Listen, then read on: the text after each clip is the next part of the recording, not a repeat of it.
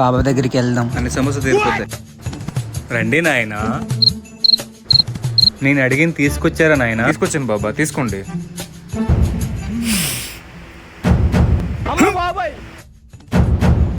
మీ ఇంట్లో చాలా సమస్యలు ఉన్నాయి, చెప్పమంటావా?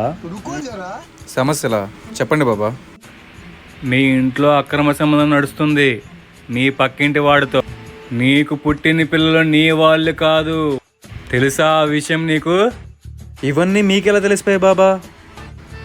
ఇదిగో తీసుకొచ్చావా, దీనివల్లే నాకు మొత్తం అన్నీ తెలిసాయి. కానీ బాబా, అది నేను మీ ఇంటి దగ్గర తీసుకొచ్చాను బాబా.